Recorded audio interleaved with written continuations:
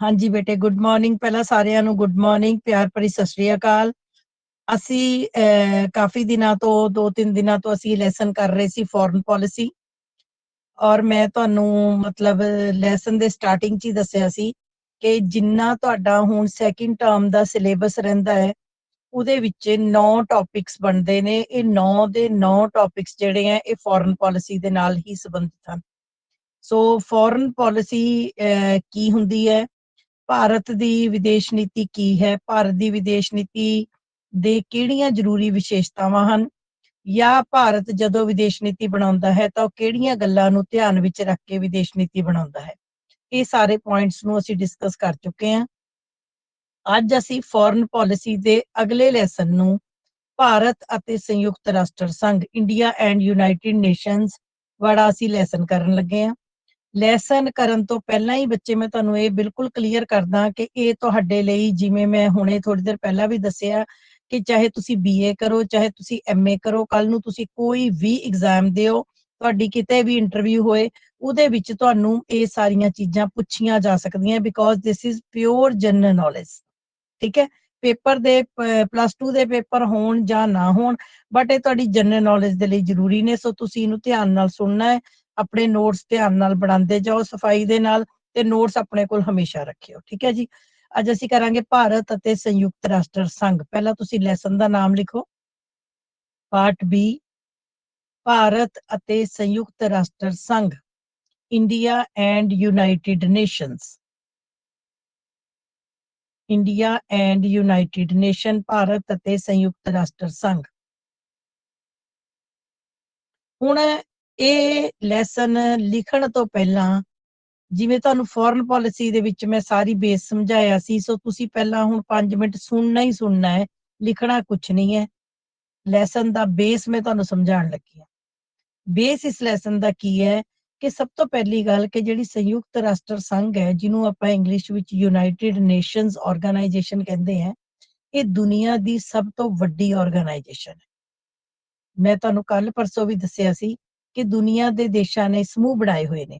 America ਵਾਲਿਆਂ ਨੇ ਆਪਣੇ ਬਣਾਏ ਹੋਏ ਨੇ, ਬਰਤਾਨੀਆ ਵਾਲਿਆਂ ਨੇ ਬਣਾਏ ਹੋਏ ਨੇ, ਯੂਰਪ ਮਹਾਦੀਪ ਦੇ ਆਪਣੇ ਨੇ, ਏਸ਼ੀਆ ਮਹਾਦੀਪ ਦੇ ਆਪਣੇ ਨੇ। ਜਿਵੇਂ ਮੈਂ ਤੁਹਾਨੂੰ ਐਗਜ਼ਾਮਪਲ ਕੋਰਿਲੇਟ ਕੀਤੀ ਸੀ ਕਿ ਹਿੱਤ ਸਮੂਹ ਅਤੇ ਦਬਾਅ ਸਮੂਹਾਂ ਦੀ, ਕਿ ਕਿਸਾਨ ਆਪਣੇ ਸਮੂਹ ਬਣਾ ਲੈਂਦੇ ਨੇ, ਵਿਦਿਆਰਥੀ ਆਪਣੇ ਬਣਾ ਲੈਂਦੇ ਨੇ, ਅਧਿਆਪਕ ਆਪਣੇ ਬਣਾ ਲੈਂਦੇ ਆ। ਠੀਕ ਇਸੇ ਤਰੀਕੇ ਨਾਲ ਜਿੱਥੇ ਸਾਡਾ ਇੰਟਰਸਟ ਮੈਚ ਕਰਦਾ ਹੈ, ਜਿਹਦੇ ਨਾਲ ਸਾਡਾ ਫਾਇਦਾ ਮੈਚ ਕਰਦਾ ਹੈ, ਅਸੀਂ ਉਹਦੇ ਨਾਲ ਸਮੂਹ ਬਣਾ ਲੈਂਦੇ ਹਾਂ। ਭਾਰਤ ਅਤੇ ਭਾਰਤ ਦੇ ਗੁਆਂਢੀ ਦੇਸ਼ਾਂ ਨੇ ਮਿਲ ਕੇ ਸਮੂਹ ਬਣਾਇਆ ਹੋਇਆ SAARC, South Asian Association for Regional Cooperation. ਇਹ ਵੀ ਤੁਹਾਡੇ ਸਿਲੇਬਸ 'ਚ ਹੈ, ਵੀ ਅਸੀਂ ਅਗਲਾ ਲੈਸਨ, ਇਸ ਤੋਂ ਅਗਲਾ ਲੈਸਨ ਕਰਾਂਗੇ।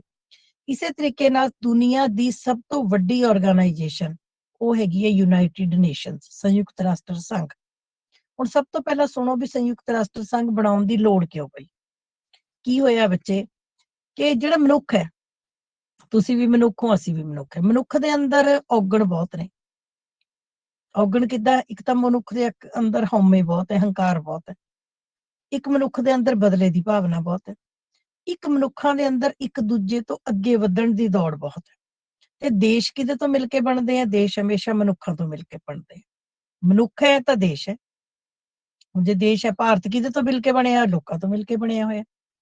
ਸੋ ਦੇਸ਼ਾਂ ਦੇ ਅੰਦਰ ਪੁਰਾਣੇ ਸਮੇਂ 'ਚ ਰਾਜੇ ਹੁੰਦੇ ਸੀ, ਅਸੀਂ ਮੈਂ ਕੱਲ ਡਿਸਕਸ ਕੀਤਾ ਸੀ। ਉਹ ਰਾਜਿਆਂ ਦਾ ਕੀ ਕੰਮ ਸੀ? ਉਹਨਾਂ ਨੂੰ ਲਾਲਚ ਸੀ ਕਿ ਸਾਡਾ ਰਾਜ ਬਹੁਤ ਵੱਡਾ ਹੋਵੇ। ਉਹ ਕੀ ਕਰਦੇ ਸੀ? ਇੱਕ ਦੇਸ਼ ਦੇ ਉੱਤੇ ਹਮਲਾ ਕਰਤਾ, ਉਸ ਦੇਸ਼ ਨੂੰ ਆਪਣੇ 'ਚ ਮਿਲਾ ਲਿਆ, ਫਿਰ ਆਪਣੇ ਰਾਜ ਨੂੰ ਹੋਰ ਵੱਡਾ ਕਰਨ ਦੇ ਲਈ ਦੂਜੇ ਦੇਸ਼ ਉੱਤੇ ਹਮਲਾ ਕਰਤਾ, ਉਹਨੂੰ ਆਪਣੇ ਵਿੱਚ ਮਿਲਾ ਲਿਆ, ਆਪਣੇ ਰਾਜ ਨੂੰ ਵੱਡਾ ਕਰਦੇ ਗਏ। ਕੱਲ ਅਸੀਂ ਕੀਤਾ ਸੀ ਸਾਮਰਾਜਵਾਦ। ਇਸੇ ਤਰੀਕੇ ਨਾਲ ਜਿਹੜੀਆਂ ਸੰਸਾਰ ਦੀਆਂ ਸੁਪਰ ਪਾਵਰ ਸੀ, ਅਮਰੀਕਾ ਹੈ, ਰਸ਼ੀਆ ਹੈ, ਚੀਨ ਹੈ, ਫਰਾਂਸ ਸੀ, ਜਿੰਨੀਆਂ ਸੁਪਰ ਪਾਵਰ ਸੀ ਸੰਸਾਰ ਦੀਆਂ, ਉਹਨਾਂ ਨੂੰ ਕੀ ਸੀ ਕਿ ਸਾਡਾ ਰਾਜ ਜ਼ਿਆਦਾ ਤੋਂ ਜ਼ਿਆਦਾ ਫੈਲੇ। ਔਰ ਤੁਹਾਨੂੰ ਮੈਂ ਦੱਸਿਆ ਕਿ ਇੰਗਲੈਂਡ ਨੇ, ਫਰਾਂਸ ਨੇ, ਅਮਰੀਕਾ ਨੇ, ਜਰਮਨੀ ਨੇ, ਪੁਰਤਗਾਲ ਨੇ, ਇਹਨਾਂ ਨੇ ਕੀ ਕੀਤਾ? ਕਈ ਦੇਸ਼ਾਂ ਦੇ ਉੱਤੇ ਕੰਟਰੋਲ ਕੀਤਾ। ਹਰੇਕ ਨੂੰ ਇਹ ਹੁੰਦਾ ਕਿ ਮੈਂ ਸਭ ਤੋਂ ਵੱਡਾ ਬਣਾ। ਜਿਵੇਂ ਤੁਸੀਂ ਆਪਣੇ ਆਲੇ ਦੁਆਲੇ ਸ਼ਹਿਰ 'ਚ ਦੇਖੋ, ਪਿੰਡ 'ਚ ਦੇਖੋ, ਹਰੇਕ ਨੂੰ ਇਹ ਹੁੰਦਾ ਵੀ ਮੇਰੀ ਬੱਲੇ ਬੱਲੇ ਹੋਵੇ, ਮੈਂ ਸਭ ਤੋਂ ਉੱਪਰ ਹੋਵਾਂ, ਸਾਰੇ ਬਾਕੀ ਮੇਰੇ ਅੰਡਰ ਰਹਿਣ। ਠੀਕ ਇਸੇ ਤਰੀਕੇ ਨਾਲ ਦੇਸ਼ਾਂ ਨੂੰ ਵੀ ਹੁੰਦਾ ਕਿ ਮੈਂ ਸੰਸਾਰ ਦੀ ਸ਼ਕਤੀ ਬਣਾ, ਮੈਂ ਸਭ ਤੋਂ ਉੱਪਰ ਰਵਾਂ, ਤੇ ਮੇਰੀ ਸਾਰੇ ਮੰਨਣ, ਤੇ ਮੇਰੀ ਰੋਬ ਹੋਏ, ਮੇਰੀ ਟੌਰ ਹੋਏ। ਇਸੇ ਮਨੁੱਖ ਦੀ ਭਾਵਨਾ ਨੂੰ ਲੈਂਦੇ ਹੋਏ ਕੀ ਹੋਇਆ? ਸੰਸਾਰ ਦੇ ਵਿੱਚ ਯੁੱਧ ਹੋਣੇ ਸ਼ੁਰੂ ਹੋ ਗਏ। ਸੰਸਾਰ ਦੇ ਵਿੱਚ ਦੇਖੋ ਯੁੱਧ ਵੀ ਦੋ ਤਰ੍ਹਾਂ ਦੇ ਹੁੰਦੇ ਆ। ਇੱਕ ਮਿੰਟ ਪਹਿਲਾਂ ਮੈਨੂੰ ਇਹ ਦੱਸ ਦਿਓ ਵੀ ਜੋ ਮੈਂ ਸਮਝਾ ਰਹੀ ਹਾਂ ਮੇਰੀ ਆਵਾਜ਼ ਕਲੀਅਰ ਆ ਰਹੀ ਹੈ? ਯੈਸ ਮੈਮ ਆ ਰਹੀ ਹੈ ਜੀ। ਹਾਂਜੀ ਕਲੀਅਰ ਹੈ ਜੀ। ਹਾਂ ਠੀਕ ਹੈ। ਹੁਣ ਬੇਟੇ ਯੁੱਧ ਵੀ ਦੋ ਤਰ੍ਹਾਂ ਦੇ ਹੁੰਦੇ। ਇੱਕ ਹੁੰਦਾ ਇੱਕ ਦੇਸ਼ ਨੇ ਦੂਜੇ ਤੇ ਯੁੱਧ ਕੀਤਾ। ਮੰਨ ਲਓ ਭਾਰਤ ਪਾਕਿਸਤਾਨ ਦਾ ਯੁੱਧ ਹੋ ਗਿਆ, ਭਾਰਤ ਚੀਨ ਦਾ ਯੁੱਧ ਹੋ ਗਿਆ, ਠੀਕ ਹੈ, ਅਮਰੀਕਾ ਦਾ ਕਿਸੇ ਦੇਸ਼ ਨਾਲ ਯੁੱਧ ਹੋ ਗਿਆ, ਦੋ ਦੇਸ਼ ਇਨਵੋਲਵ ਨੇ। ਇੱਕ ਹੁੰਦਾ ਸੰਸਾਰ ਯੁੱਧ, ਉਹਨੂੰ ਆਪਾਂ ਕਹਿੰਦੇ ਆ ਵਰਲਡ ਵਾਰ, ਵਿਸ਼ਵ ਯੁੱਧ, ਸੰਸਾਰ ਯੁੱਧ। ਉਹਦਾ ਕੀ ਮਤਲਬ ਹੈ ਕਿ ਜਦੋਂ ਕਿਸੇ ਯੁੱਧ ਦੇ ਵਿੱਚ, ਲੜਾਈ ਦੇ ਵਿੱਚ ਸੰਸਾਰ ਦੇ ਮੈਕਸਿਮਮ ਕੰਟਰੀਜ਼ ਹਿੱਸਾ ਲੈਣ, ਮੈਕਸਿਮਮ ਕੰਟਰੀਜ਼ ਇਨਵੋਲਵ ਹੋ ਜਾਣ, that is called world war. ਹੁਣ ਹੁੰਦਾ ਕੀ ਹੈ, ਮੰਨ ਲਓ ਮੇਰੀ ਤੇ ਦਿਵਜੋਤ ਦੀ ਲੜਾਈ ਹੈ, ਠੀਕ ਹੈ ਜੀ। ਹੁਣ ਕੀ ਹੈ, ਲੜਾਈ ਸਾਡੇ ਦੋ ਬੰਦਿਆਂ ਵਿੱਚ ਸੀ। ਹੁਣ ਮੈਂ ਤੇ ਦਿਵਜੋਤ ਲੜਨ ਲੱਗੇ, ਸਾਨੂੰ ਪਤਾ ਅੱਜ ਸਾਡੀ ਲੜਾਈ ਪੈਣੀ ਹੈ। 4 ਬੰਦੇ ਮੈਂ ਆਪਣੇ ਲੈ ਆਈ, 4 ਦਿਵਜੋਤ ਲੈ ਆਇਆ। 2 ਬੰਦਿਆਂ 'ਚ ਲੜਾਈ ਸੀ, ਕਿੰਨਿਆਂ 'ਚ ਹੋ ਗਈ? 10 ਵਿੱਚ ਹੋ ਗਈ। 5 ਉੱਧਰ ਹੋ ਗਏ, 5 ਇੱਧਰ। ਹੁਣ ਕੀ ਹੈ, ਮੰਨ ਲਓ ਅੱਜ ਸਾਡੀ ਲੜਾਈ ਦੇ ਵਿੱਚ ਫੈਸਲਾ ਨਹੀਂ ਹੋਇਆ, ਉਹ ਇੱਕ ਦਾ ਨੁਕਸਾਨ ਹੋ ਗਿਆ ਦੂਜੇ ਦਾ, ਫਿਰ ਕੀ ਹੈ, ਥੋੜੇ ਦਿਨ ਜਿਵੇਂ ਤੁਸੀਂ ਮੁੰਡੇ ਕਰਦੇ ਹੋ, ਥੋੜੇ ਦਿਨਾਂ ਬਾਅਦ ਫਿਰ ਲੜਾਈ ਹੋ ਗਈ। ਫਿਰ ਲੜਾਈ 'ਚ ਕੀ ਹੈ, ਜੇ ਪਹਿਲਾਂ 4 ਬੰਦੇ ਦਿਵਜੋਤ ਲੈ ਕੇ ਆਇਆ ਸੀ, ਹੁਣ ਦਿਵਜੋਤ 8-9 ਲੈ ਆਇਆ, ਮੈਂ ਵੀ 8-10 ਲੈ ਆਈ। ਕੀ ਹੋਇਆ, ਜਿਹੜੀ ਲੜਾਈ 2 ਬੰਦਿਆਂ ਵਿੱਚ ਸੀ ਪਹਿਲਾਂ 10 ਵਿੱਚ ਗਈ, ਹੁਣ ਲੜਾਈ ਕਿੰਨਿਆਂ 'ਚ ਗਈ? 20 'ਚ ਗਈ। ਮੇਰਾ ਪੁਆਇੰਟ ਫੋਲੋ ਕਰਦੇ ਹੋ? ਹੌਲੀ ਹੌਲੀ ਜਦੋਂ ਸੰਸਾਰ ਦੇ 2 ਦੇਸ਼ਾਂ ਦੀ ਲੜਾਈ, 2 ਦੇਸ਼ਾਂ ਦੀ ਲੜਾਈ ਹੋਈ, ਦੋਨੋਂ ਦੇਸ਼ਾਂ ਨੇ ਆਪਣੇ ਨਾਲ ਬੰਦੇ, ਆਪਣੇ ਨਾਲ ਹੋਰ ਦੇਸ਼ ਜੋੜ ਲਏ, ਲੜਾਈ ਵੱਧ ਗਈ। ਫਿਰ ਹੋਰ ਬੰਦੇ ਜੁੜ ਗਏ, ਹੋਰ ਲੜਾਈ ਵੱਧ ਗਈ। ਫਿਰ ਹੋਰ ਦੇਸ਼ ਜੁੜ ਗਏ, ਹੋਰ ਲੜਾਈ ਵੱਧ ਗਈ। ਇਸੇ ਤਰੀਕੇ ਦੇ ਨਾਲ ਜਿਸ ਯੁੱਧ ਦੇ ਵਿੱਚ, ਜਿਸ ਲੜਾਈ ਦੇ ਵਿੱਚ ਸੰਸਾਰ ਦੇ ਬਹੁਤ ਜ਼ਿਆਦਾ ਦੇਸ਼ ਇਨਵੋਲਵ ਹੋ ਜਾਣ, ਫਸ ਜਾਣ, ਲੜਾਈ ਦੇ ਵਿੱਚ ਸ਼ਾਮਲ ਹੋ ਜਾਣ, ਉਹਨੂੰ ਆਪਾਂ ਕਹਿੰਦੇ ਆ ਵਰਲਡ ਵਾਰ। ਕੀ ਕਹਿੰਦੇ ਆ ਉਹਨੂੰ ਆਪਾਂ? ਵਰਲਡ ਵਾਰ ਜਾਂ ਸੰਸਾਰ ਯੁੱਧ।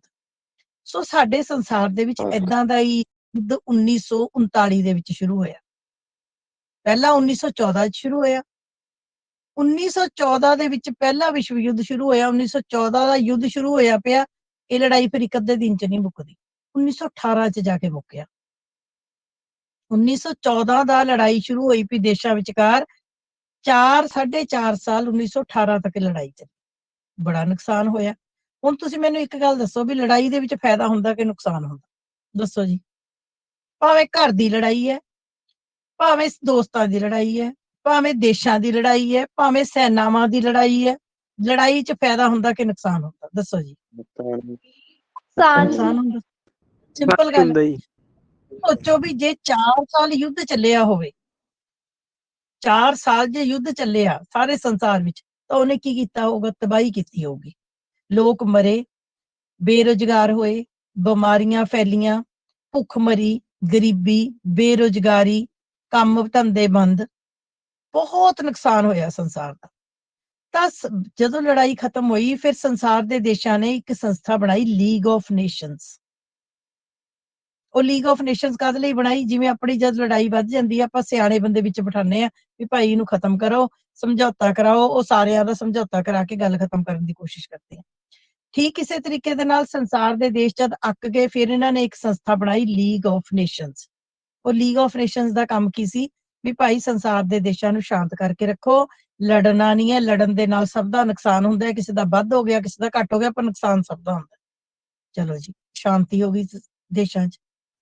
ਮੁੜ ਕੇ ਫੇਰ, ਕਿਉਂਕਿ ਮਨੁੱਖ ਹੈ, ਮਨੁੱਖ ਦੇ ਅੰਦਰ ਹਉਮੈ ਹੈ, ਮਨੁੱਖ ਦੇ ਅੰਦਰ ਹੰਕਾਰ ਹੈ, ਮਨੁੱਖ ਨੇ ਇੱਕ ਦੂਜੇ ਨੂੰ ਤੰਗ ਕਰਨਾ, ਫੇਰ ਦੇਸ਼ਾਂ ਨੂੰ ਆ ਗਿਆ। ਫੇਰ ਕੀ ਹੋਇਆ? ਦੂਜਾ ਵਿਸ਼ਵ ਯੁੱਧ ਸ਼ੁਰੂ ਹੋ ਗਿਆ। ਦੂਜਾ ਵਿਸ਼ਵ ਯੁੱਧ 1939 ਵਿੱਚ ਸ਼ੁਰੂ ਹੋਇਆ ਤੇ 1945 ਚ ਜਾ ਕੇ ਖਤਮ ਹੋਇਆ। ਸੋਚੋ, 39, 40, 41, 42, 43, 44, 45, ਹਿਸਾਬ ਲਾ ਲਓ। ਇਹ ਮੈਂ ਆਪਣੇ ਕੋਲੋਂ ਨਹੀਂ ਸੁਣਾ ਰਹੀ ਬੇਟੇ, ਇਤਿਹਾਸ ਕਹਿੰਦਾ। 1939 ਚ ਸ਼ੁਰੂ ਹੋ ਕੇ 1945 ਤੱਕ ਚੱਲਿਆ। 6 ਸਾਲ ਜਦੋਂ ਯੁੱਧ ਚੱਲਿਆ, ਉਹਨੇ ਐਸੀ ਫੇਰਤੀ ਸੰਸਾਰ ਦੀ। ਹੁਣ ਤੁਹਾਡੇ ਚੋਂ ਇਕਨੋਮਿਕਸ ਵਾਲੇ ਬੱਚੇ ਵੀ ਹੈਗੇ ਨੇ, ਤੁਸੀਂ ਰਿਸੈਸ਼ਨ ਦੀ ਗੱਲ ਸੁਣਦੇ ਹੋ। ਰਿਸੈਸ਼ਨ ਦੀ ਗੱਲ ਸੁਣਦੇ ਹੋ? ਰਿਸੈਸ਼ਨ ਕਿਹਨੂੰ ਕਹਿੰਦੇ ਸੀਗੇ? ਮੰਦੀ ਦੀ ਹਾਲਤ। ਮੰਦੀ ਆਪਾਂ ਕਿਹਨੂੰ ਕਹਿੰਦੇ ਆ? ਜਦੋਂ ਸਮਾਨ ਬਣ ਤਾਂ ਗਿਆ ਪਰ ਉਹਨੂੰ ਖਰੀਦਣ ਵਾਲਾ ਕੁਝ ਨਹੀਂ। ਮੰਨ ਲਓ ਤੁਸੀਂ ਇੱਕ ਫੈਕਟਰੀ ਲਾ ਲਈ, ਤੁਸੀਂ ਆਪਣੀ ਜ਼ਿੰਦਗੀ ਦੇ ਪੈਸੇ 50 ਲੱਖ ਰੁਪਈਆ ਫੈਕਟਰੀ ਦੇ ਉੱਤੇ ਲਾਤਾ, ਤੁਸੀਂ ਫੈਕਟਰੀ 'ਚ ਸਮਾਨ ਬਣਾਤਾ, ਤੁਹਾਡਾ 50 ਲੱਖ ਲੱਗ ਗਿਆ, ਲੈ ਸਮਾਨ ਬਣਿਆ ਪਿਆ, ਖਰੀਦਣ ਵਾਲਾ ਕੋਈ ਹੈ ਨਹੀਂ। ਲੋਕ ਕੀ ਹੋਣਗੇ? ਥੋੜੀ ਦੇਰ ਬਾਅਦ ਤੁਹਾਨੂੰ ਫੈਕਟਰੀ ਬੰਦ ਕਰਨੀ ਪਏਗੀ। ਫੈਕਟਰੀ ਬੰਦ ਕਰਨ ਦਾ ਮਤਲਬ ਕੀ ਹੈ? ਲੋਕ ਬੇਰੁਜ਼ਗਾਰ ਹੋਣਗੇ, ਤੁਹਾਡਾ ਨੁਕਸਾਨ ਹੋਏਗਾ। ਸੰਸਾਰ ਦੇ ਵਿੱਚ ਵਿਸ਼ਵ ਯੁੱਧ ਨੇ ਇੰਨਾ ਬੁਰਾ ਹਾਲ ਕਰਤਾ ਕਿ ਸਾਰਾ ਸੰਸਾਰ ਬਿਮਾਰੀਆਂ ਨਾਲ। ਹੁਣ ਤੁਸੀਂ ਕਹੋਗੇ ਵੀ ਸੰਸਾਰ ਬਿਮਾਰੀ ਨਾਲ, ਯੁੱਧ ਨਾਲ ਬਿਮਾਰੀ ਅੱਛਾ ਐ ਦੱਸੋ ਵੀ ਯੁੱਧ ਦੇ ਨਾਲ ਬਿਮਾਰੀ ਹੁੰਦੀ ਹੈ? ਯੁੱਧ ਦੇ ਨਾਲ ਬਿਮਾਰੀ ਦਾ ਕੋਈ ਤਾਲੁਕ ਹੈ? ਦੱਸੋ। ਸਿੰਪਲ ਜਿਹਾ ਕੁਐਸਚਨ। ਬਿਲਕੁਲ ਹੈ, ਬਿਲਕੁਲ ਹੈ। ਯੁੱਧ ਦੇ ਨਾਲ ਬਿਮਾਰੀਆਂ ਦਾ, ਜਦੋਂ ਕੱਟ ਵੱਢ ਹੋਈ, ਅੱਗਾਂ ਲੱਗੀਆਂ, ਸੈਨਿਕ ਮਰੇ, ਬਿਮਾਰੀਆਂ ਫੈਲੀਆਂ, ਕਿਸੇ ਨੂੰ ਡਾਕਟਰੀ ਏਡ ਨਹੀਂ ਮਿਲੀ, ਉਸ ਤੋਂ ਇਲਾਵਾ ਗਰੀਬੀ ਫੈਲ ਗਈ, ਲੋਕਾਂ ਦੇ ਰੁਜ਼ਗਾਰ ਚਲੇ ਗਏ। ਹੁਣ ਮੈਂ ਕਹਿੰਦੀ, ਮੈਂ ਤੁਹਾਨੂੰ ਕਹਿ ਤਾਂ ਰਹੀ ਹਾਂ ਵੀ ਲੜਾਈ ਤਾਂ ਇੱਕ ਦਿਨ ਦੀ ਮਾੜੀ ਹੈ, ਫਿਰ 6 ਸਾਲ ਦੀ ਲੜਾਈ ਨੇ ਸਾਰੇ ਸੰਸਾਰ ਦੀ ਐਸੀ ਤੈਸੀ ਫੇਰਤੀ। ਸਾਰੇ ਸੰਸਾਰ ਨੂੰ ਬੇਹੱਦ ਨੁਕਸਾਨ ਹੋਇਆ। ਲੱਖਾਂ ਕਰੋੜਾਂ ਦੀ ਗਿਣਤੀ ਦੇ ਵਿੱਚ ਸਾਡੇ ਸਾਰਿਆਂ ਦੇ ਸਾਰੇ ਦੇਸ਼ਾਂ ਦੇ ਸੈਨਿਕ ਮਰ ਗਏ, ਲੋਕ ਬੇਘਰ ਹੋ ਗਏ, ਲੋਕਾਂ ਨੂੰ ਗਰੀਬੀ, ਕੰਮ ਚਲੇ ਗਏ, ਫੈਕਟਰੀਆਂ ਕੰਮ ਬੰਦ ਹੋ ਗਏ। ਤਾਂ ਫੇਰ ਸੰਸਾਰ ਦੇ ਦੇਸ਼ਾਂ ਨੇ ਸੋਚਿਆ ਵੀ ਇਹ ਤਾਂ ਬਹੁਤ ਕੰਮ ਖਰਾਬ ਹੈ। ਫਿਰ ਉਹਨਾਂ ਨੇ ਦੇਸ਼ਾਂ ਨੇ ਸੋਚਿਆ ਵੀ ਇੱਕ ਏਦਾਂ ਦੀ ਸੰਸਥਾ ਬਣਾਈ ਜਾਵੇ ਜਿਹਦਾ ਕੰਮ ਹੋਵੇ ਸੰਸਾਰ ਯੁੱਧ ਨੂੰ ਰੋਕਣਾ, ਸੰਸਾਰ ਵਿੱਚ ਸ਼ਾਂਤੀ ਬਣਾਉਣੀ, ਸੰਸਾਰ ਦੇ ਵਿੱਚ ਪਿਆਰ ਅਤੇ ਭਾਈਚਾਰਾ ਬਣਾਉਣਾ। ਕੋਈ ਏਦਾਂ ਦਾ ਸੰਸਥਾ ਹੋਵੇ ਜਿਹੜੀ ਜਦੋਂ ਦੇਸ਼ਾਂ ਵਿੱਚ ਲੜਾਈ ਸ਼ੁਰੂ ਹੋਣ ਲੱਗਦੀ ਹੈ, ਲੜਾਈ 'ਚ ਸਮੱਸਿਆ ਆਉਂਦੀ ਹੈ, ਉਦੋਂ ਹੀ ਉਹਨੂੰ ਹੱਲ ਕਰ ਦੇਵੇ, ਲੜਾਈ ਨੂੰ ਅੱਗੇ ਵਧਣ ਨਾ ਦੇਵੇ। ਸੋ ਇਸ ਉਦੇਸ਼ ਦੀ ਪੂਰਤੀ ਦੇ ਲਈ, ਤੀਜੇ ਸੰਸਾਰ ਯੁੱਧ ਨੂੰ ਰੋਕਣ ਦੇ ਲਈ ਸੰਸਾਰ ਵਿੱਚ ਇੱਕ ਸੰਸਥਾ ਬਣੀ। ਉਸ ਸੰਸਥਾ ਦਾ ਨਾਮ ਹੈਗਾ ਯੂਨਾਈਟਿਡ ਨੇਸ਼ਨਸ ਆਰਗੇਨਾਈਜੇਸ਼ਨ, ਸੰਯੁਕਤ ਰਾਸ਼ਟਰ ਸੰਘ। ਮੇਰੀ ਕਹਾਣੀ ਸਮਝ ਆਈ? ਹਾਂਜੀ, ਕਹਾਣੀ ਸਮਝ ਆਈ? ਦੇਖੋ, ਮੈਂ ਜਦੋਂ ਪੜ੍ਹਾਉਂਦੀ ਹਾਂ, ਮੇਰੀ ਕੋਸ਼ਿਸ਼ ਹੁੰਦੀ ਕਿ ਬੱਚਿਆਂ ਨੂੰ ਇਸ ਤਰੀਕੇ ਨਾਲ ਦੱਸਿਆ ਜਾਵੇ ਵੀ ਜਿਹੜਾ ਉਹਨਾਂ ਨੂੰ ਸਾਰੀ ਜ਼ਿੰਦਗੀ ਨਾ ਭੁੱਲੇ। ਹੁਣ ਮੈਂ ਤੁਹਾਨੂੰ UNO ਵਾਲਾ ਲੈਸਨ ਸ਼ੁਰੂ ਤੋਂ ਵੀ ਸ਼ੁਰੂ ਕਰ ਸਕਦੀ ਸੀ, ਪਰ ਤੁਹਾਨੂੰ ਪਤਾ ਹੀ ਨਹੀਂ ਸੀ ਵੀ UNO ਕਿਆ ਬੁਲਾਇਆ। ਹੁਣ ਤੁਹਾਨੂੰ ਗੱਲ ਸਮਝ ਆ ਜਾਣੀ ਚਾਹੀਦੀ ਵੀ UNO ਹੈ ਕੀ ਹੈ। UNO ਉਹ ਸੰਸਥਾ ਹੈ ਜਿਹੜੀ ਕਿ ਦੂਜੇ ਵਿਸ਼ਵ ਯੁੱਧ ਤੋਂ ਬਾਅਦ ਸੰਸਾਰ ਦੇ ਮੈਕਸਿਮਮ ਦੇਸ਼ਾਂ ਨੇ ਇਹ ਸੋਚਿਆ ਵੀ ਜੇ ਰੱਬ ਨਾ ਕਰੇ ਤੀਜਾ ਵਿਸ਼ਵ ਯੁੱਧ ਹੋ ਗਿਆ। ਅੱਛਾ, ਵੀ ਇੱਕ ਹੋਰ ਗੱਲ ਸੁਣ ਲਓ, ਪਹਿਲੇ ਯੁੱਧ ਕਿੱਦਾਂ ਹੁੰਦੇ ਸੀ? ਹਾਂਜੀ, ਪਹਿਲੇ ਸਮੇਂ 'ਚ ਯੁੱਧ ਕਿੱਦਾਂ ਹੁੰਦੇ ਸੀ, ਦੱਸੋ ਮੈਨੂੰ। ਹਾਂਜੀ, ਮੈਨੂੰ ਵੀ 40 ਹੁੰਦੇ ਸੀ। ਸੈਨਾ ਹੁੰਦੀਆਂ ਸੀਗੀਆਂ, ਘੋੜਿਆਂ ਤੇ ਹੁੰਦੇ ਸੀ, ਹਾਥੀਆਂ ਤੇ ਹੁੰਦੇ ਸੀ, ਤੋਪਾਂ ਹੁੰਦੀਆਂ ਸੀ, ਲੜਦੇ ਸੀ, ਤਲਵਾਰਾਂ ਸੀ, ਭਾਲੇ ਸੀ। ਉਹਦੇ 'ਚ ਕੀ ਹੁੰਦਾ ਸੀ? ਇੱਕ ਸੈਨਾ ਨੂੰ ਮਾਰਿਆ, ਦੂਜੀ ਸੈਨਾ ਨੇ ਦੋਨਾਂ ਦੇ ਸੈਨਿਕ ਮਰੇ। ਉਸ ਤੋਂ ਬਾਅਦ ਫਿਰ ਲੜਾਈ ਕਿੱਦਾਂ ਹੋਣ ਲੱਗੀ? ਹੁਣ ਪਰਮਾਣੂ ਹਥਿਆਰਾਂ ਨਾਲ ਹੁੰਦੀ ਹੈ। ਹੁਣ ਫੇਰ ਕੀ ਹੋ ਗਿਆ? ਫਿਰ ਰਾਈਫਲਾਂ ਆ ਗਈਆਂ, ਤੁਹਾਡੇ ਐਟਮ ਬੰਬ ਆ ਗਏ, ਤੁਹਾਡੇ ਨਵੀਆਂ ਚੀਜ਼ਾਂ ਆ ਗਈਆਂ, ਨਵੀਂ ਰਾਕਟ ਲਾਂਚਰ ਆ ਗਏ, ਹਵਾਈ ਜਹਾਜ਼ਾਂ ਤੋਂ ਬੰਬ ਗੇਰਨੇ। ਕਿੰਨੀ ਖਤਰਨਾਕ ਲੜਾਈ ਹੋ ਗਈ। ਦੂਜੇ ਵਿਸ਼ਵ ਯੁੱਧ ਵਿੱਚ ਲੜਾਈ ਦਾ ਰੂਪ ਹੀ ਬਦਲ ਗਿਆ। ਜਿਹੜੇ ਵਿਚਾਰੇ ਲੜਾਈ 'ਚ ਸ਼ਾਮਲ ਵੀ ਨਹੀਂ ਸੀ, ਉਹ ਵੀ ਮਰੇ। ਅੱਛਾ, ਹੁਣ ਇਹ ਦੱਸੋ ਵੀ ਰੱਬ ਨਾ ਕਰੇ ਤੀਜਾ ਵਿਸ਼ਵ ਯੁੱਧ ਹੋ ਗਿਆ, ਫਿਰ ਕੀ ਹੋਊਗਾ? ਹਾਂਜੀ, ਫਿਰ ਖਤਮ ਅੱਜ ਸਾਰੇ ਸੰਸਾਰ ਕੋਲ ਕੀ ਹੈ? ਅੱਜ ਸਾਰੇ ਸੰਸਾਰ ਕੋਲ ਖਾਣ ਨੂੰ ਰੋਟੀ ਹੋਵੇ ਨਾ ਹੋਵੇ, ਪਰ ਸਾਰੇ ਸੰਸਾਰ ਕੋਲ ਕੀ ਹਨ? ਪਰਮਾਣੂ ਹਥਿਆਰ ਹਨ। ਸਮਝ ਆ ਗਈ? ਸਾਰੇ ਸੰਸਾਰ ਕੋਲ ਕੁਝ ਹੋਰ ਹੋਵੇ ਨਾ ਹੋਵੇ, ਕੀ ਹਨ? ਪਰਮਾਣੂ ਹਥਿਆਰ ਹਨ। ਮੈਂ ਤੁਹਾਨੂੰ ਪਹਿਲਾਂ ਦੱਸਿਆ ਸੀ, ਅਮਰੀਕਾ ਸਿਰ ਕੱਢੀ ਬੈਠਾ, ਉਹ ਕਹਿੰਦਾ ਆਜੋ ਕਿਹੜਾ ਆਂਦਾ। ਚੀਨ ਉਸ ਤੋਂ ਅੱਗੇ। ਅੱਛਾ, ਈਵਨ ਭਾਰਤ, ਪਾਕਿਸਤਾਨ, ਮਾੜੇ ਤੋਂ ਮਾੜਾ ਦੇਸ਼ ਜਿਹਦੇ ਵਿੱਚ ਰੋਟੀ ਖਾਣ ਨੂੰ ਹੋਵੇ ਨਾ ਹੋਵੇ, ਉਹਨੇ ਵੀ ਪਰਮਾਣੂ ਹਥਿਆਰਾਂ ਦੀ ਤਿਆਰੀ ਕੀਤੀ ਹੋਈ ਹੈ। ਤੇ ਹੁਣ ਜੇ ਯੁੱਧ ਹੋ ਗਿਆ ਤਾਂ ਉਹ ਯੁੱਧ 2 ਦੇਸ਼ਾਂ ਵਿੱਚ, 10 ਦੇਸ਼ਾਂ 'ਚ, 50 ਦੇਸ਼ਾਂ 'ਚ ਨਹੀਂ ਹੋਣਾ। ਉਹ ਦੁਨੀਆ ਦਾ ਆਖਰੀ ਯੁੱਧ ਹੋਏਗਾ, ਜਿਸ ਤੋਂ ਬਾਅਦ ਮਨੁੱਖ ਜਾਤੀ ਨੇ ਖਤਮ ਹੋ ਜਾਣਾ। ਇਸੇ ਕਰਕੇ ਹੁਣ ਕਹਿੰਦੇ ਆ ਵੀ ਅੱਜ ਦਾ ਜਿਹੜਾ ਸੰਸਾਰ ਹੈ ਇਹ ਕਿੱਥੇ ਬੈਠਾ ਹੈ? ਕਹਿੰਦੇ ਰਾਖ ਦੇ ਢੇਰ ਤੇ ਬੈਠਾ ਹੈ। ਇੱਕ ਚਿੰਗਿਆਰੀ ਆਉਣੀ ਹੈ ਤੇ ਸਾਰਾ ਦਾ ਸਾਰਾ ਕੀ ਹੋ ਜਾਣਾ? ਤਹਿਸ ਨਹਿਸ, ਬਰਬਾਦ ਹੋ ਜਾਣਾ। ਹੁਣ ਤਾਂ ਕਿਸੇ ਨੂੰ ਲੜਨ ਜਾਣ ਦੀ ਲੋੜ ਹੀ ਨਹੀਂ ਕਿਸੇ ਦੇਸ਼ 'ਚ। ਹੁਣ ਸੈਨਾ ਨੇ ਥੋੜਾ ਲੜਨਾ, ਹੁਣ ਤਾਂ ਉੱਪਰ ਅੰਤਰਿਕਸ਼ ਵਿੱਚ ਲੜਾਈਆਂ, ਸਕਾਈ ਵਾਰ।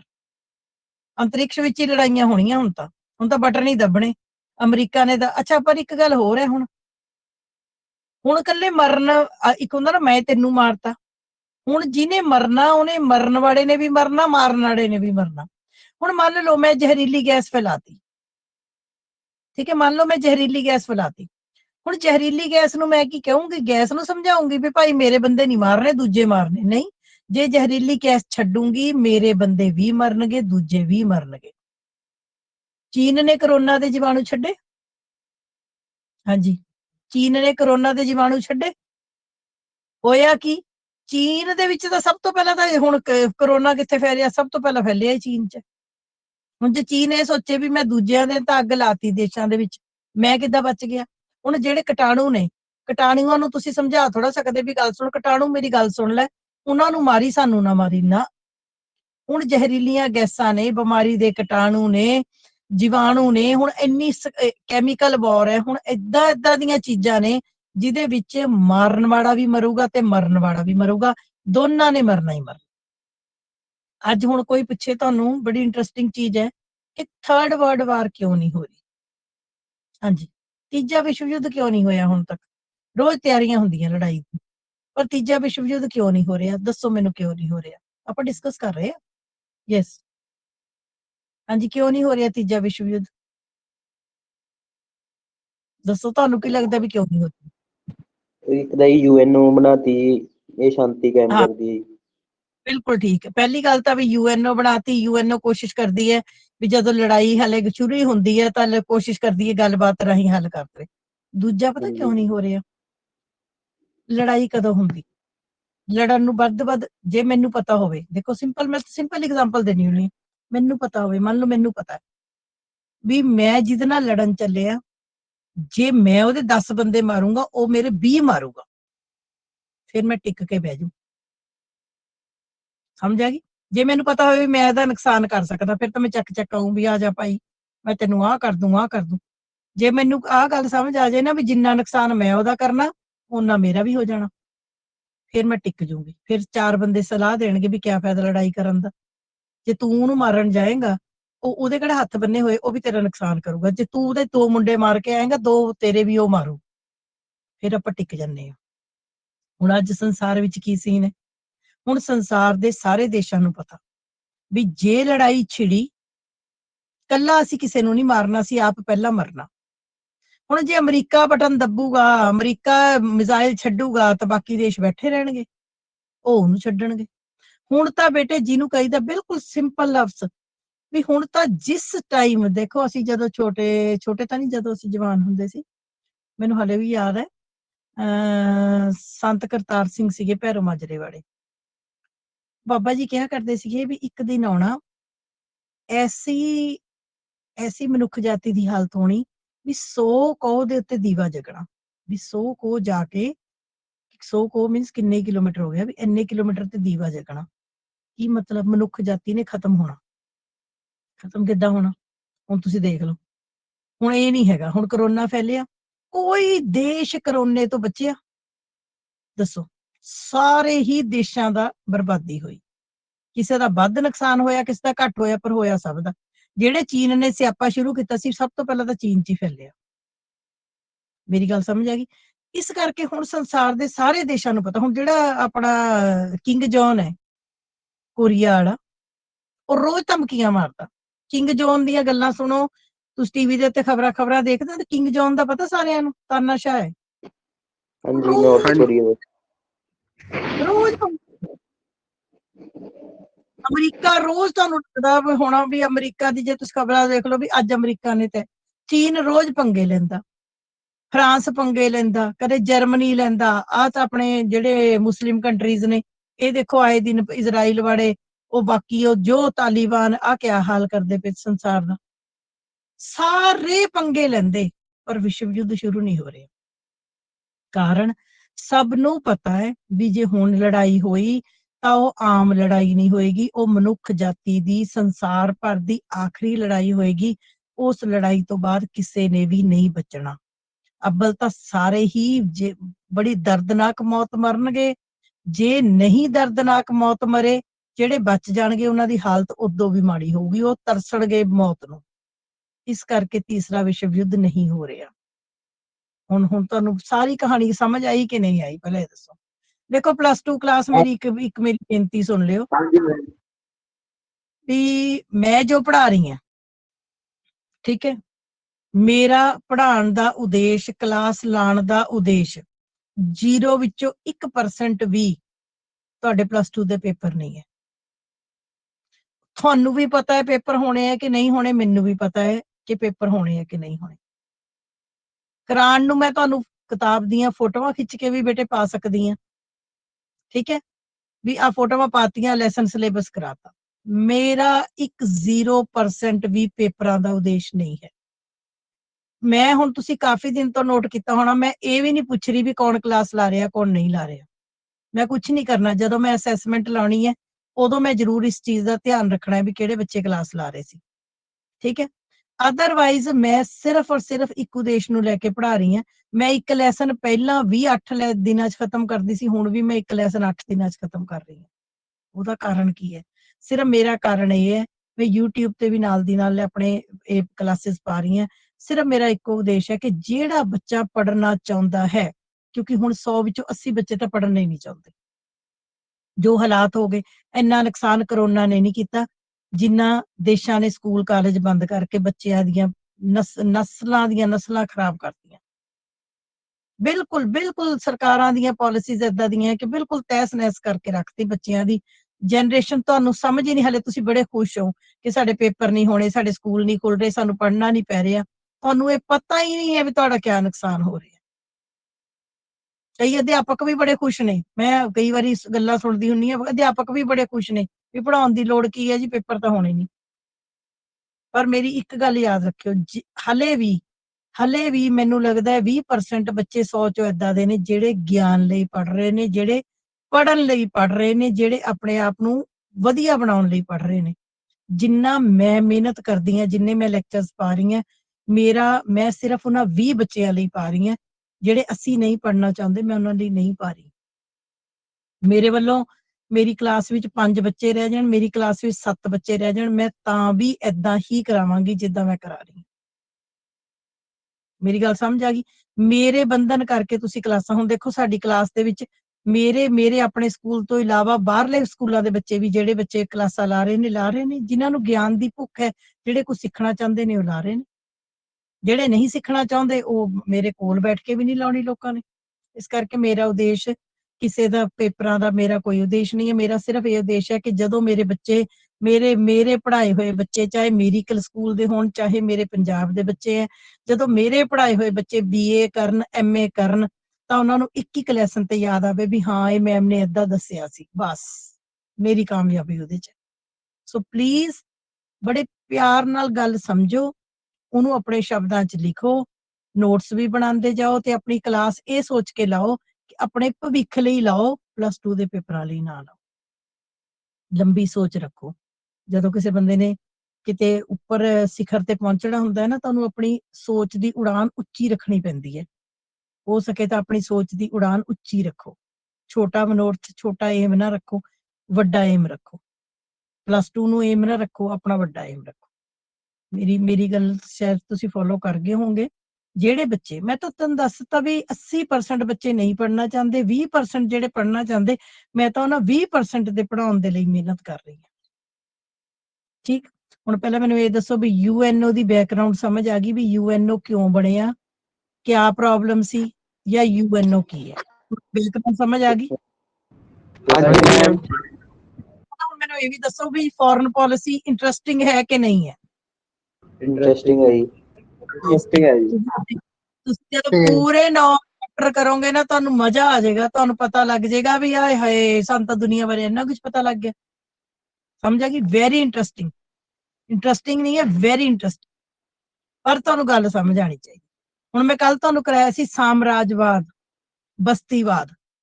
ਸਾਮਰਾਜਵਾਦ ਕੀ ਦੱਸਿਆ ਸੀ? ਇੱਕ ਦੇਸ਼ ਦੂਜੇ ਤੇ ਹਮਲਾ ਕਰਕੇ ਉਹਨੂੰ ਆਪਣੇ 'ਚ ਮਿਲਾਉਂਦਾ, ਤੀਜੇ ਤੇ ਹਮਲਾ ਕਰਦਾ, ਉਹਨੂੰ ਆਪਣੇ ਸਾਮਰਾਜਵਾਦ ਨੂੰ, ਆਪਣੇ ਰਾਜ ਨੂੰ ਵਧਾਉਂਦੇ ਹੋਏ ਜਾਣਾ। ਬਸਤੀਵਾਦ ਕੀ ਦੱਸਿਆ ਸੀ? ਵੀ ਰਹਿਣਾ ਆਪਣੇ ਦੇਸ਼ ਵਿੱਚ ਬੈਠੇ ਬੈਠੇ ਦੂਜੇ ਦੇਸ਼ਾਂ ਉੱਤੇ ਕੀ ਕਰਨਾ, ਕੰਟਰੋਲ ਕਰਨਾ।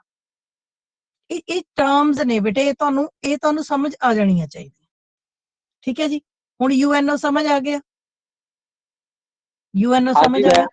Yes ma'am. ਹੁਣ ਅਸੀਂ ਹੁਣ ਇਸ ਲੈਸਨ ਚ ਕਰਾਂਗੇ ਕਿ UNO ਕੀ ਹੈ, ਕਦੋਂ ਬਣਿਆ, UNO ਦੇ ਕਿਹੜੇ ਕਿਹੜੇ ਅੰਗ ਨੇ, UNO ਕਿਹੜੇ ਕਿਹੜੇ ਕੰਮ ਕਰਦਾ ਹੈ, ਜਾਂ ਭਾਰਤ, ਹੁਣ ਅਸੀਂ ਰਹਿੰਦੇ ਕਿੱਥੇ ਆ? ਭਾਰਤ ਵਿੱਚ। ਅਸੀਂ ਆਪਣੇ ਦੇਸ਼ ਦੀ ਗੱਲ ਕਰਨੀ ਕਿ ਭਾਰਤ ਦੀ UNO ਦੇ ਵਿੱਚ ਕੀ ਭੂਮਿਕਾ ਹੈ, ਭਾਰਤ ਦਾ ਕੀ ਰੋਲ ਹੈ, ਭਾਰਤ UNO ਦਾ ਇੱਕ ਮੈਂਬਰ ਹੈ, ਕੀ ਭਾਰਤ ਉਹਦੇ ਲਈ ਕੀ ਕਰ ਰਿਹਾ ਹੈ। ਜੇ UNO ਸੰਸਾਰ ਦੀ ਸ਼ਾਂਤੀ ਲਈ ਬਣਿਆ ਹੈ, ਸੁਰੱਖਿਆ ਲਈ ਬਣਿਆ ਹੈ, ਤਾਂ ਭਾਰਤ ਦਾ ਉਹਦੇ ਵਿੱਚ ਕੀ ਯੋਗਦਾਨ ਹੈ? What is the contribution of India? We are talking about India, what is the contribution of India? ਠੀਕ ਹੈ ਨਾ। UNO ਦੇ ਵਿੱਚ ਸਾਡੀ ਕੀ ਕੰਟਰੀਬਿਊਸ਼ਨ ਹੈ, ਉਹ ਅਸੀਂ ਇਸ ਲੈਸਨ 'ਚ ਡਿਸਕਸ ਕਰਾਂਗੇ। ਅੱਜ ਮੈਂ ਮੇਰੇ ਖਿਆਲ 40 ਮਿੰਟ ਤੁਹਾਨੂੰ UNO ਦੀ ਬੈਕਗ੍ਰਾਉਂਡ ਦੇ ਉੱਤੇ ਹੀ ਕਰਾਏ ਨੇ। ਠੀਕ ਹੈ। ਸੋ ਮੈਂ ਇਹ ਲੈਸਨ ਵੀ ਮੈਨੂੰ ਲੱਗਦਾ ਆਪਣਾ 5 ਤੋਂ 6 ਦਿਨ ਦੇ ਵਿੱਚ ਇਹ lesson 5 to 6 days it will take, ਇਹ ਲਏਗਾ। ਸੋ ਤੁਸੀਂ ਆਰਾਮ ਦੇ ਨਾਲ ਕਰਨਾ ਹੈ। ਮੈਂ ਤੁਹਾਨੂੰ ਕੋਈ ਹੋਮਵਰਕ ਨਹੀਂ ਦੇ ਰਹੀ, ਦੇਰ ਇਜ਼ ਨੋ ਹੋਮਵਰਕ। ਠੀਕ ਹੈ। ਪਰ ਇਲੈਕਸ਼ਨ ਵਾਲਾ ਕੰਮ ਜਿਹੜਾ ਮੈਂ ਕਿਹਾ ਉਹ ਜ਼ਰੂਰ ਸਾਰੇ ਬੱਚਿਆਂ ਨੇ ਕਰਕੇ ਮੈਨੂੰ ਸੈਟਰਡੇ ਤੱਕ ਭੇਜਣਾ। ਠੀਕ ਹੈ ਜੀ। ਹੁਣ ਆਪਾਂ UNO ਦਾ ਲੈਸਨ ਲਿਖਣਾ ਸ਼ੁਰੂ ਕਰੀਏ। ਲਿਖੋ, ਚਲੋ ਸਟਾਰਟ ਕਰੋ। ਹੁਣ ਲਿਖੋ ਜੀ, UNO ਦੁਨੀਆ ਦੀ ਸਭ ਤੋਂ ਵੱਡੀ ਸੰਸਥਾ ਹੈ। UNO is the biggest institution या organization in the world.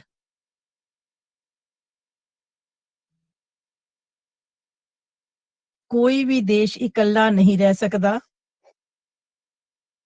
कोई भी देश इकल्ला नहीं रह सकता। No state can live in isolation. कोई भी देश इकल्ला नहीं रह सकता। No state can live in isolation. ਸਾਰੇ ਦੇਸ਼ਾਂ ਨੂੰ ਆਪਣੀਆਂ ਲੋੜਾਂ ਪੂਰੀਆਂ ਕਰਨ ਲਈ ਇੱਕ ਦੂਜੇ ਤੇ ਨਿਰਭਰ ਰਹਿਣਾ ਪੈਂਦਾ ਹੈ। ਸਾਰੇ ਦੇਸ਼ਾਂ ਨੂੰ ਆਪਣੀਆਂ ਲੋੜਾਂ ਪੂਰੀਆਂ ਕਰਨ ਲਈ ਇੱਕ ਦੂਜੇ ਤੇ ਨਿਰਭਰ ਰਹਿਣਾ ਪੈਂਦਾ ਹੈ। All countries depend on each other for the fulfillment of their needs. All countries depend on each other for the fulfillment of its needs.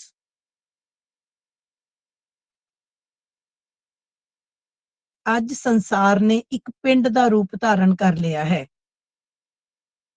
ਅੱਜ ਸੰਸਾਰ ਨੇ ਇੱਕ ਪਿੰਡ ਦਾ ਰੂਪ ਧਾਰਨ ਕਰ ਲਿਆ ਹੈ। Today's world is like a village. ਪਿੰਡ ਕਿਉਂ? ਪਿੰਡ ਕਿਉਂ ਕਹਿ ਰਹੀ ਹਾਂ ਮੈਂ? ਕਿਉਂਕਿ ਜਿਵੇਂ ਪਿੰਡ 'ਚ ਸਾਰੇ ਇੱਕ ਦੂਜੇ ਨੂੰ ਜਾਣਦੇ, ਇੱਕ ਦੂਜੇ ਤੇ ਡਿਪੈਂਡ ਕਰਦੇ ਹੁੰਦੇ, ਇੱਕ ਦੂਜੇ ਬਾਰੇ ਸਭ ਕੁਝ ਇੱਕ ਦੂਜੇ ਬਿਨਾਂ ਨਹੀਂ ਰਹਿ ਸਕਦੇ ਪਿੰਡਾਂ ਦੇ ਵਿੱਚ, ਉਸੇ ਤਰੀਕੇ ਦੇ ਨਾਲ ਹੁਣ ਸੰਸਾਰ ਕੀ ਹੈ, ਇੱਕ ਪਿੰਡ ਦਾ ਰੂਪ ਧਾਰਨ ਕਰ ਗਿਆ। ਅੱਜ ਕੱਲ ਤਾਂ ਹੁਣ ਕੰਮ ਹੀ ਬੜਾ ਸੌਖਾ ਹੈ। ਅੱਗੇ ਹੁੰਦਾ ਸੀ ਜੀ ਬਾਹਰਲੇ ਦੇਸ਼, ਅਮਰੀਕਾ ਜੀ, ਇੰਗਲੈਂਡ ਜੀ, ਕੈਨੇਡਾ ਜੀ, ਕਦੇ ਕੋਈ ਜਾਂਦਾ ਸੀ, ਕੋਈ ਆਉਂਦਾ ਸੀ। ਹੁਣ ਕੀ ਹੈ, ਜਾਣਾ ਖੜਾ ਅਮਰੀਕਾ ਕੈਨੇਡਾ ਤੁਰਿਆ। ਹੁਣ ਅੱਜ ਕੱਲ ਤਾਂ ਕੰਮ ਹੀ ਬੜਾ ਸੌਖਾ ਹੈ। ਤੁਸੀਂ ਸਵੇਰ ਦੀ ਬ੍ਰੇਕਫਾਸਟ ਤੁਸੀਂ ਇੰਡੀਆ 'ਚ ਕਰੋ, ਠੀਕ ਹੈ, ਬੇਸ਼ੱਕ ਤੁਸੀਂ ਰਾਤ ਦਾ ਡਿਨਰ ਜਾ ਕੇ ਅਮਰੀਕਾ ਕਰੋ ਚਾਹੇ ਕੈਨੇਡਾ ਕਰੋ। ਚੀਜ਼ਾਂ ਦੇਖ ਲਓ ਤੁਸੀਂ, ਕੋਈ ਤਰਸਣ ਦੀ ਲੋੜ ਨਹੀਂ ਵੀ ਹਾਏ ਜੇ ਤੁਹਾਨੂੰ ਕੈਨੇਡਾ ਦੇ ਆਨਲਾਈਨ ਤੁਹਾਨੂੰ ਕੈਨੇਡਾ ਦੇ ਸ਼ੋਰੂਮ ਦੀ ਕੋਈ ਚੀਜ਼ ਪਸੰਦ ਆ ਗਈ, ਆਰਡਰ ਕਰੋ, ਤੁਹਾਡੇ ਘਰੇ ਆ ਜਾਊ। ਹੁਣ ਤਾਂ ਕੋਈ ਅੱਗੇ ਤੱਕ ਜਣਾ ਖੜਾ ਇੱਕ ਬੰਦਾ ਹੁੰਦਾ ਸੀ, ਹਾਏ ਫਲਾਣਾ ਜੀ ਬਾਹਰੋਂ ਆਇਆ ਹੋਇਆ, ਹੁਣ ਤਾਂ ਸਾਰੀ ਦੁਨੀਆ ਬਾਹਰ ਹੈ। ਹੁਣ ਕੀ ਹੈ, ਸੰਸਾਰ ਕੀ ਹੈ, ਇੱਕ ਪਿੰਡ ਦਾ ਰੂਪ ਧਾਰਨ ਕਰ ਗਿਆ। ਠੀਕ ਹੈ ਜੀ, ਚਲਿਏ ਅੱਗੇ। ਹਾਂਜੀ, ਅੱਗੇ ਲਿਖੋ। ਹਾਂ, ਅੱਗੇ ਲਿਖੋ, ਸੰਸਾਰ ਨੂੰ ਚਲਾਉਣ ਲਈ ਅੰਤਰਰਾਸ਼ਟਰੀ ਨਿਯਮਾਂ ਦੀ ਲੋੜ ਹੈ। ਸੰਸਾਰ ਨੂੰ ਚਲਾਉਣ ਲਈ ਅੰਤਰਰਾਸ਼ਟਰੀ ਨਿਯਮਾਂ ਦੀ ਲੋੜ ਹੈ। We need international laws for the world. ਜੇ ਆਪਾਂ ਸੰਸਾਰ ਚਲਾਉਣਾ ਹੈ ਤਾਂ ਸਾਨੂੰ ਕੀ ਹੈ, ਅੰਤਰਰਾਸ਼ਟਰੀ ਨਿਯਮਾਂ ਦੀ ਲੋੜ ਹੈ।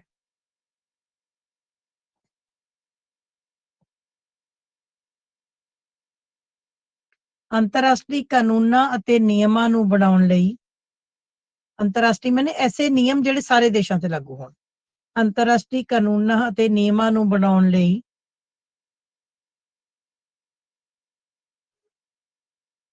ਅਤੇ ਲਾਗੂ ਕਰਨ ਲਈ, ਨਿਯਮਾਂ ਨੂੰ ਬਣਾਉਣ ਅਤੇ ਲਾਗੂ ਕਰਨ ਲਈ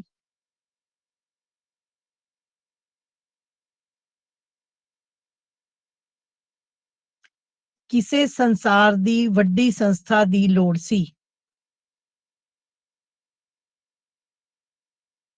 ਸੰਸਾਰ ਵਿੱਚ ਵੱਡੀ ਸੰਸਥਾ ਦੀ ਲੋੜ ਸੀ। There is a need of a big institution in the world to conduct international laws. ਜ਼ਰੂਰੀ ਨਹੀਂ ਜਿਹੜੀ ਇੰਗਲਿਸ਼ ਮੈਂ ਬੋਲਦੀ ਹਾਂ ਮੈਨੂੰ ਵੀ ਇੰਨੀ ਕੀ ਆਉਂਦੀ ਹੈ। ਤੁਸੀਂ ਆਪਣੀ ਇੰਗਲਿਸ਼ ਆਪ ਬਣਾ ਸਕਦੇ ਹੋ।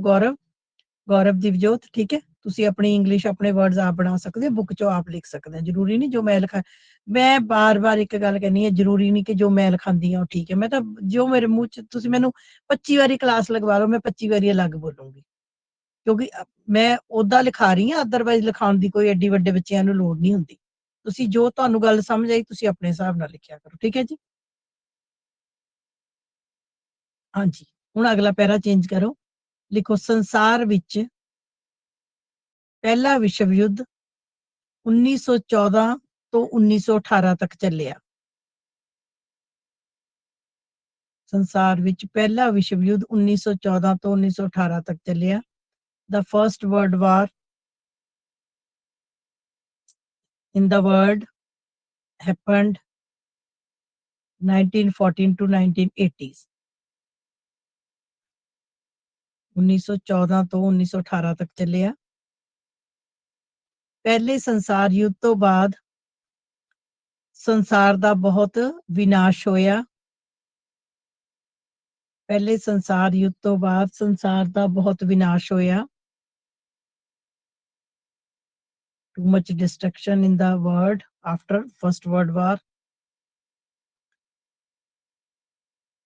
ਸੰਸਾਰ ਯੁੱਧ ਨੂੰ ਰੋਕਣ ਦੇ ਲਈ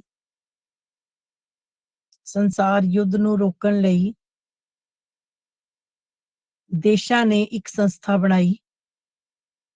ਸੰਸਾਰ ਯੁੱਧ ਨੂੰ ਰੋਕਣ ਲਈ ਦੇਸ਼ਾਂ ਨੇ ਇੱਕ ਸੰਸਥਾ ਬਣਾਈ ਜਿਸ ਨੂੰ ਲੀਗ ਆਫ ਨੇਸ਼ਨਸ ਕਿਹਾ ਜਾਂਦਾ ਹੈ। To stop world war in the future, countries formed an organization which is called League of Nations.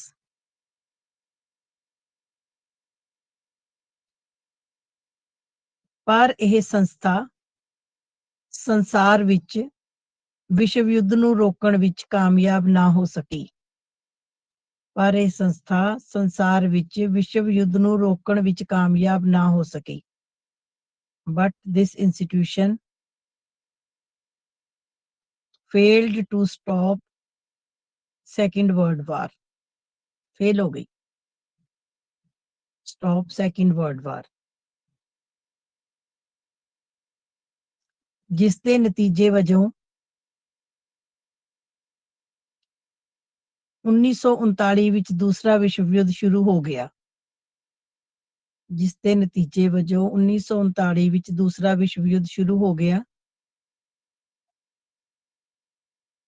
As the result, the Second World War started in the world in 1939. ਇਹ ਵਿਸ਼ਵ ਯੁੱਧ 1939 ਤੋਂ ਲੈ ਕੇ 1945 ਤੱਕ ਚੱਲਿਆ।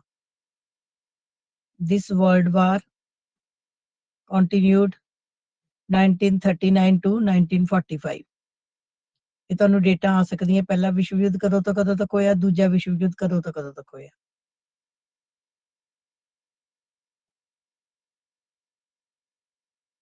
ਟਾਈਮ ਦੱਸੋਗੇ ਕੋਈ? ਹਾਂਜੀ ਬੇਟਾ 11 ਬੱਚੇ ਹੋ ਗਏ। 11 ਬੱਚੇ ਹੋ ਗਏ ਜੀ। ਬਸ ਠੀਕ ਹੈ, ਫਿਰ ਥੋੜਾ ਜਿਹਾ ਪੂਰਾ ਕਰਾ ਦਿੰਦੀ ਹਾਂ। ਹਾਂਜੀ, ਅੱਗੇ ਲਿਖੋ। ਦੂਜੇ ਵਿਸ਼ਵ ਯੁੱਧ ਦੇ ਭਾਰੀ ਵਿਨਾਸ਼ ਤੋਂ ਬਾਅਦ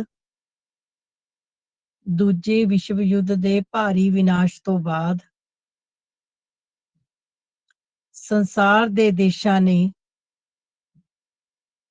ਇਕੱਠੇ ਹੋ ਕੇ ਇੱਕ ਸੰਸਥਾ ਬਣਾਈ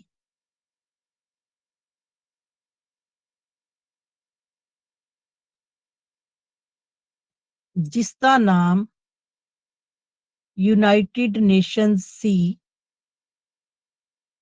After the destruction of Second World War, the countries of the world formed an institution which is called United Nations,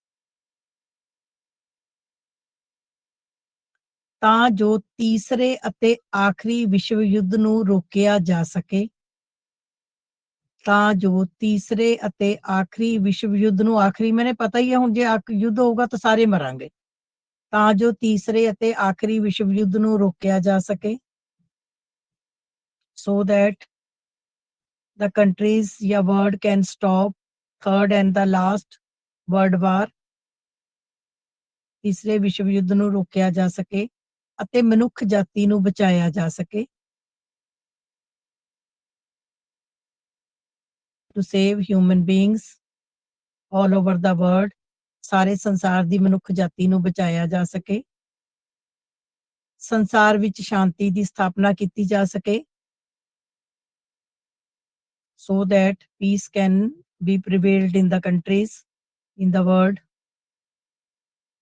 ਸੰਸਾਰ ਦੇ ਵਿੱਚ ਸ਼ਾਂਤੀ ਦੀ ਸਥਾਪਨਾ ਕੀਤੀ ਜਾ ਸਕੇ। ਦੇਸ਼ਾਂ ਦੀਆਂ ਛੋਟੀਆਂ-ਛੋਟੀਆਂ ਸਮੱਸਿਆਵਾਂ ਅਤੇ ਝਗੜਿਆਂ ਨੂੰ ਸੁਲਝਾਇਆ ਜਾ ਸਕੇ।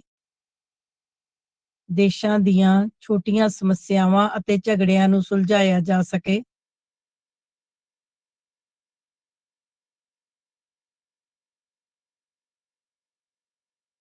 ਇਸ ਲਈ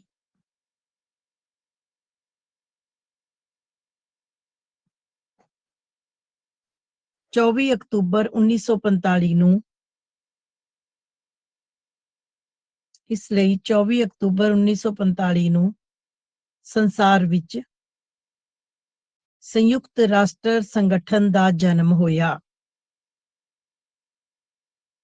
ਇਸ ਲਈ 24 ਅਕਤੂਬਰ 1945 ਨੂੰ ਸੰਸਾਰ ਵਿੱਚ ਸੰਯੁਕਤ ਰਾਸ਼ਟਰ ਸੰਘ ਯੂਨਾਈਟਿਡ ਨੇਸ਼ਨਜ਼ ਆਰਗੇਨਾਈਜੇਸ਼ਨ ਦਾ ਜਨਮ ਹੋਇਆ।